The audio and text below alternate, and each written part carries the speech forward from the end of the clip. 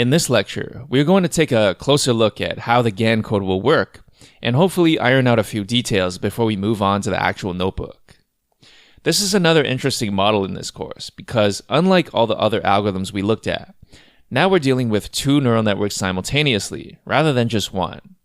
So it's kind of an odd concept. What I want to focus on in this lecture are a few overarching themes.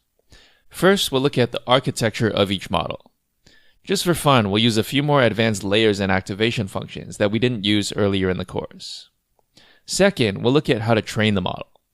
This is the centerpiece of this section because unlike all the previous examples you saw in this course, this training loop will be very different from what you saw before.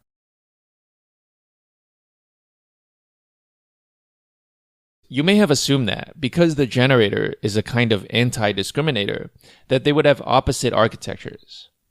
What I mean by that is, if the generator had hidden sizes of 100, 300, and 784, that the discriminator would have hidden sizes of 784, 300, and 100.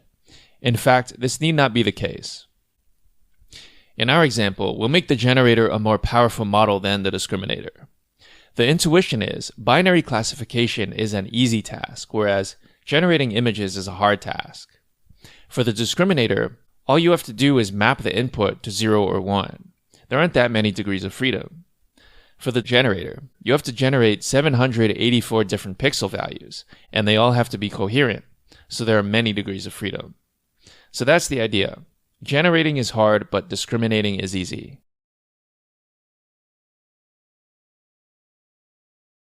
So here's what we'll be using for the discriminator, although you should feel free to play around and design your own. It's just a series of linear layers followed by leaky ReLUs. Recall that a leaky ReLU is just like a normal ReLU, except it has a small positive slope for values less than 0. This is an attempt to avoid the problem of dead neurons, where the slope becomes 0, and therefore the gradient becomes 0, and therefore no error can backpropagate.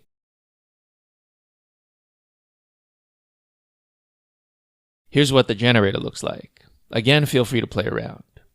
So, in addition to leaky ReLUs and linear layers, we'll also add batch norm to the mix. We've also added a tanh activation at the end, which implies that we'll be working with images in the range -1 + 1 rather than 0 to 1. Experimentally, researchers have found that these changes tend to yield better results.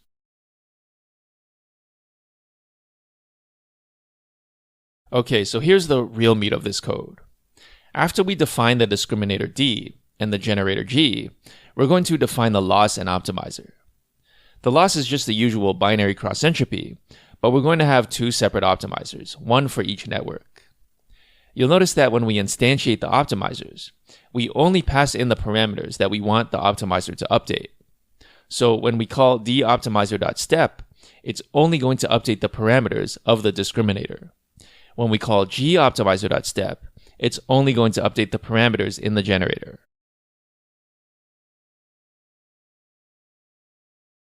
Inside the training block, we're going to start by instantiating constant arrays to store zeros and ones. These will act as our targets, so we don't have to keep creating new arrays on each iteration of the training loop. Inside the training loop, we're going to loop over the data loader. Remember that we don't need the image labels, so we can use an underscore to ignore them. What we're going to do now is two training blocks, one for the discriminator and one for the generator. This slide will focus on the discriminator. Now, one question you probably have is, does it matter which order you train them in, the discriminator first or the generator first? I would recommend you try it out as an experiment.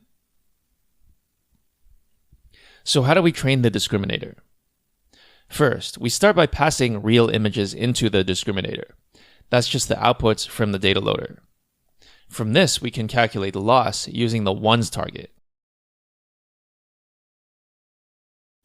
For the fake images, we start by generating a batch of random noise and then passing that through the generator. From that, we get fake images, which we then pass through the discriminator, and from that we get fake outputs. We pass the fake outputs through the loss function using the zeros target. Next, we take the average of the two losses to get a single value we can optimize. After this, we would like to call dloss.backward and dOptimizer.step, But before that, we have to remember to zero the gradients.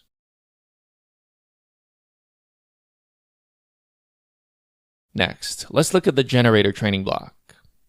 One interesting technique discovered by researchers was that doing multiple steps of training for the generator for each single step of the discriminator seemed to work well. This goes along with our theme that the generator is harder to optimize than the discriminator. Therefore, it requires more training. So to accomplish that, we can just do a loop. Inside the loop, we generate some fake images once again, using a batch of latent noise, and passing this through the generator. Since this is for training the generator, there is no need to use any real images. We just pass the fake images through the discriminator, and then pass that output through the loss. Importantly, this time, we use the ones target to tell the loss function that we want the weights to go towards these images being classified as real. Next, we zero the gradients and do a gradient descent step as usual.